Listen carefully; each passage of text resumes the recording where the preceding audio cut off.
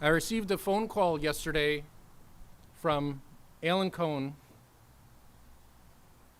who wanted to share some of his experiences over the last week being in Israel, returning back from Israel, and wanted to prompt our community to action.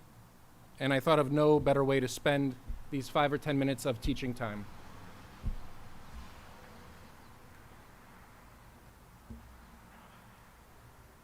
Thank you, Rabbi. Shabbat Shalom. What can you do in 90 seconds? You can brush your teeth, or if you're like me, you can stare into a refrigerator and try to decide what to eat for lunch.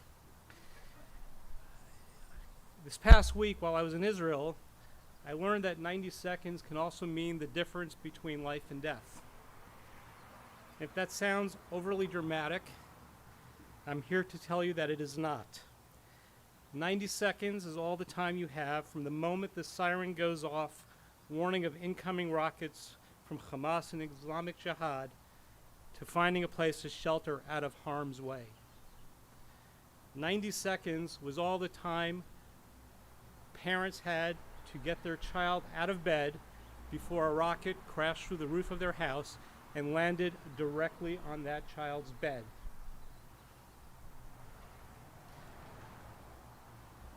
I returned from Israel on Thursday morning, and I was there to visit my mom, my sister, my nephews and nieces, who I had not seen since the start of the pandemic. What I'm going to tell you, and what I'm going to recount for you, is simply what I experienced over a 2-day period. But I hope my account provides you with some insight into what Israelis in their understated manner call the matzav, or the situation. My first 4 days in Israel were near perfect, and they may even remind you of some of your trips to Israel. Friends and family came to visit me at my sister's house. I went to one of my favorite restaurants in Yaffo called Dr. Shakshuka. I went to visit my dad's grave, and most importantly, I got to hug and kiss my mom for the first time in 18 months. Everything changed on May 11th, my sister's birthday. On that evening, our extended family had gathered in her yard for a birthday celebration. 1 hour into the party, 9 p.m. to be exact, the first siren of the night sounded. In what initially reminded me of my elementary school fire drills, we filed into my sister's house. Those who could went into her bomb shelter, while the rest of us stood under a concrete stairwell. Any resemblance to a fire drill ended immediately. I don't know how much time elapsed, but dozens of rockets were fired into the vicinity of my sister's house in Ra'anana and my cousin's houses in Givatayim. There were numerous explosions that shook the house. Thankfully, as I began to understand, the explosions were actually the aftermath of the Iron Dome intercepting the rockets fired by Hamas. When the attack was over, I expected the party to end. Instead, in what can best be described as a show of resilience, the party resumed. I went to bed that night, and despite the attack, I fell into a deep sleep. It might have been the wine I had been drinking. I woke up at 3 a.m. to the sound of my sister screaming at me to get out of bed and get down to the bomb shelter. While I never heard the siren, I heard and felt every Iron Dome rocket interception. After the attack was over, I made my way back to my bedroom, and I laid in bed in that state where you're half awake and half asleep, waiting for the next attack. And it came promptly at 4 o'clock in the morning. After the attack, there was no sense in going back to sleep. Instead, and what I now find to be amusing, I laid in bed and I pondered whether I could shower and dress all within 90 seconds. Ultimately, I made the heroic decision to shower. That morning, my last in Israel, my 20-year-old nephew, who is in Sanchenim, called his mom and told her that he was being sent to the Gaza border. Among other things, he asked her for a mobile phone charger so he could stay in touch. We went to a local electronics store in Renana and bought the charger. When the owner heard the reason for the purchase, without being asked, he gave us 2 more chargers for the other guys in my nephew's unit. When my sister thanked him, all he said was, "B'simcha," and let me know if you need any more. He would not take a dime. Israelis may bicker under normal circumstances, but in times of crisis, they pull together.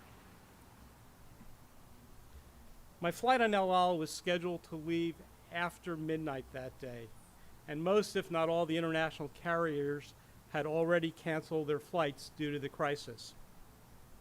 And I'm not going to lie, when I boarded the plane, there was a real sense of relief that I was going home to be with my wife Liz and our children, Tali and Zach. I was in my seat for no more than 5 minutes when I heard the rocket siren go off again. We were told to leave our belongings, get off the plane, and go to the airport shelters. 90 seconds is not enough to unload a partially seated plane. I heard the first Iron Dome explosion while I was still on the plane, and the second Iron Dome explosion while I was still in the jetway. We then spent about an hour or so in what passes for a shelter in an airport, which is just really an interior hallway. And then they let us out, and we waited some more. Ultimately, we departed about 4 hours after the first attack. But because of the attack, 2 things occurred. One is we had to, divert the flight path because Ashkelon was under attack, and that's apparently the typical flight path for an El Al flight leaving the country. And the second thing was we had to switch to a shorter runway. And I don't know if that was because the main runway had been damaged or not, but the plane was too heavy to use the short runway, so all the baggage on the plane had to be offloaded during that 4-hour period so we could actually take off.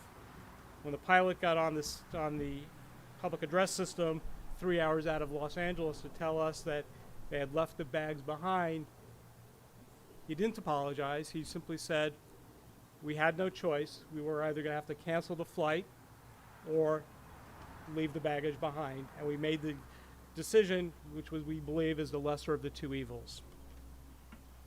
Those were my experiences over the course of just 2 days. Needless to say, they pale in comparison to what those in Israel are continuing to experience in what I believe is now day 6. I'm hoping you take away 2 things from what I'm talking about today. First, the media here in the U.S. does not provide balanced reporting when it comes to Israel. We have all seen the front page photos in the Los Angeles Times showing damage in Gaza. Where are those same photos showing the damage in Ashkelon, Beersheba, Ashdod, my cousin's houses in Givatayim, or the apartment of the 5-year-old boy who was killed in the rocket attack? We just don't see that. As of today, over 2,000 rockets have been fired into Israel. There's no moral equivalence argument to be made. Israel goes to great lengths to avoid civilian casualties, including warning civilians to evacuate before they attack a building. And they do that knowing full well that there are going to be some terrorists who leave at the same time. Hamas and Islamic Jihad, on the other hand, go to great lengths to kill and injure as many civilians as possible by deliberately and indiscriminately targeting densely populated cities. These are not military installations they're targeting. These are not infrastructure they're targeting. These are simply people's homes. Second, and as the rabbi alluded to, as a community, we really need to stand up and make ourselves heard and support Israel. The conflict takes both a human toll and a significant financial toll. I was watching the Israeli news virtually day and night over those 2 days, and the number of Magen Adam ambulances and fire trucks that were responding to incidents literally all over the country. I mean, they were happening as far north as Cologne. It was staggering. I mean, you can't imagine. I mean, it's not a big country. Resources are being stretched very thin, especially for the fire department. I mean, they're battling both fires caused by the rockets as well as incendiary balloons that are being sent over from Gaza. So what can we do to help? Unfortunately, money's our answer. You know, we can raise our voices, we can contact Congress, we can do all the things the rabbi said in one of his emails that I saw, but we actually do need to provide some money. This is a crisis. And in that regard, Adat Shalom has set up a link on the homepage for this that's called the Israel Emergency Fund. I'm asking you to donate.